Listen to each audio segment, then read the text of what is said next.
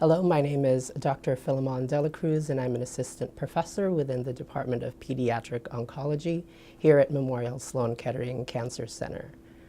I am a pediatric sarcoma specialist, and I take care of children who are diagnosed with a type of cancer called sarcomas, which are malignant tumors of the bone, the muscle, cartilage, or fat. In addition to treating children with cancer, I'm also involved in the development of a new and innovative program that we call the Pediatric Translational Medicine Program. And as a part of this program, I am tasked with leading a group called the Pediatric Preclinical Validation Group. And the main function of this group is to take a patient's tumor back into the laboratory so that we can study and analyze it, so that we can not just learn how a particular tumor grows and what drives that tumor to grow, but I think more important, it allows us to learn what sorts of things we can use to effectively treat that particular tumor using a variety of tools and techniques that our group and many others have developed. I think a lot of the times people ask me why I went into pediatric oncology, and part of it is just the fact that we can cure many more children now than we did several decades ago. And this graph is a great example and illustrates the advances that we've come to this point with the treatment of children with cancer. And as you can see in the graph, over the past several decades, we've seen a tremendous improvement in the cure rates of children with cancer. But in the past few decades, this improvement has plateaued and tapered out. And although we can say that we treat and are able to cure about 80% of children diagnosed with cancer today, that still leaves about 20% of children that will die despite our best efforts in trying to cure them of their cancer. And unfortunately, this statistic hasn't changed for over 20, 30 years for some types of sarcomas, including rhabdomyosarcoma. And so that's what motivates me as a clinician and as a researcher to try to see if we can find new ways to treat and finally cure this remaining 20% of children with cancer. But unfortunately, even though we have cured about 80% of children with cancer, this has come at a price. And that price is the side effects that we see with and when we use chemotherapy in these patients. And although more children are growing up to be adults, we now know from research that these adults are living their lives with pretty significant diseases and conditions that resulted from their treatments. And so how can we prevent or improve on this? So now we are entering a new era of medicine called precision medicine. And precision medicine is essentially what it sounds. It's the idea of tailoring the therapy for a patient based on the disease that that patient has. And so it's giving the right drug to the right patient at the right time with the goal of decreasing the side effects that patient may see with their treatments. And this is a prime example of the potential of precision medicine.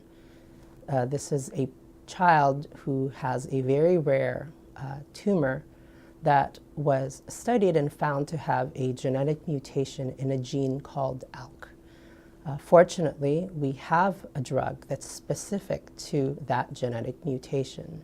And what you can see are these black spots, which represent the tumors in the child, which is quite widespread throughout the chest of the child.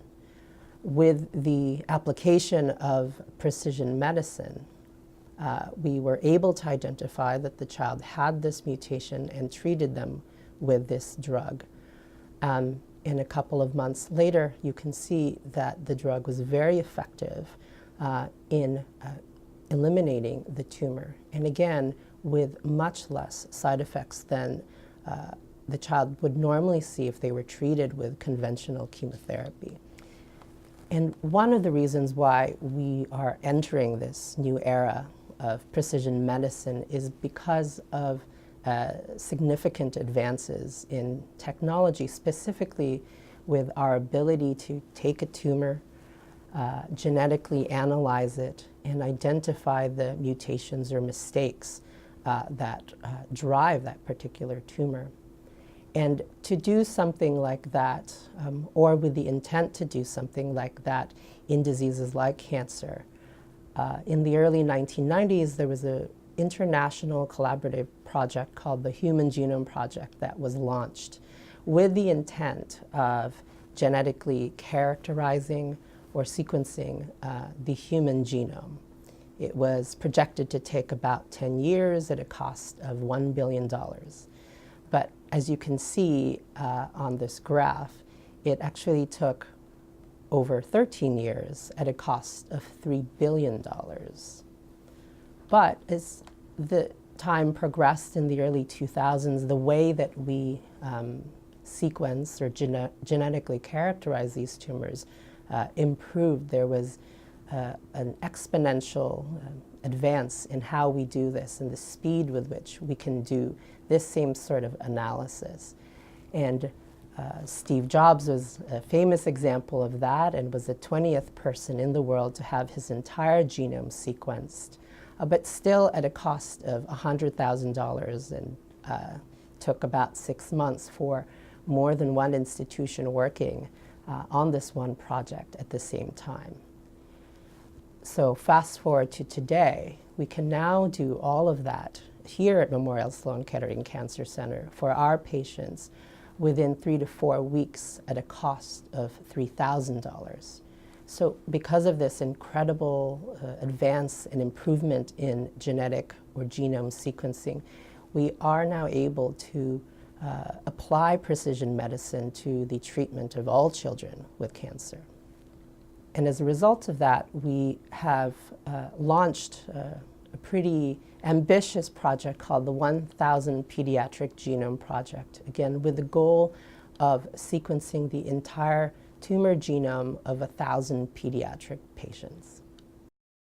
The Pediatric Translational Medicine program is meant for every child who comes in or is diagnosed with cancer here at Memorial Sloan Kettering Cancer Center, with the goal of taking their tumor, performing our genomic analysis on it so that we can identify mutations that we can use in the treatment planning for that patient.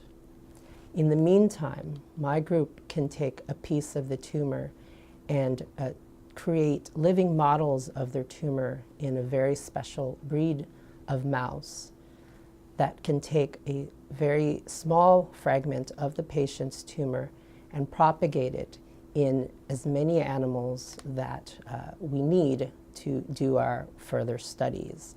And these mice are called PDX models, which stands for patient-derived xenograft models. And these are essentially tumor avatars or genetic replicates of the patient's tumor that biologically behave identical to the tumor that was in the patient. And so these models are very precious models, but also very useful models in trying to test anything that we think may be helpful in targeting and treating a patient's tumor, so that we can actually conduct these co-clinical studies, again, to try to see if we can find the best drug or drugs that may be able to help treat a patient's cancer and specific to that patient's tumor and cancer. So all of this information we can feed back or translate back to the patient with the hope that it not only helps that patient, but all other patients that share a similar characteristic or a similar diagnosis as that patient. So talking a little bit more about those special mouse models called patient-derived xenograft models. As I mentioned, these represent very innovative tools in studying cancer biology, but also in identifying effective agents to treat a particular tumor. We have a program here as a part of our Pediatric Translational Medicine program, and we have currently enrolled 177 patients and generated over 76 models to date. And so we are very fortunate here to have the ability to generate these models, not just for our use, but for uses by other centers that may benefit from the development of these models. And as an example of what our group has already been able to do, we have taken the tumor of a patient with a very rare form of cancer and found essentially a new gene that in the laboratory we were able to show was an important driver for that patient's tumor. And more importantly, we were able to demonstrate drugs using these PDX mouse models and to show that it was effective. And indeed, we were able to essentially mimic what happened with the treatment of the patient's tumor with this drug in the laboratory. Again, illustrating how important the models that we develop in our laboratory are for not just the study of any particular cancer, but also in finding treatments effective for these tumors that otherwise have no known cures. And we're very happy to say that the results of our study is currently being evaluated for publication in the New England Journal of Medicine. So the program that we're developing here and our research efforts really involve not just my immediate group, but groups from all over Memorial Sloan Kettering Cancer Center, but also beyond in other hospitals and other research centers throughout the country. So it truly does take a village to do something like this. And just like with everything else, it takes funding and money to support these research endeavors and projects. And so we're very fortunate to have a variety of funding support from all sorts of philanthropic and federal groups. Philanthropy is vital to our successes in the laboratory. And so I thank the PaulieStrong Foundation and their supporters for providing us with the ongoing support to enable our work in finding a cure for children with cancer.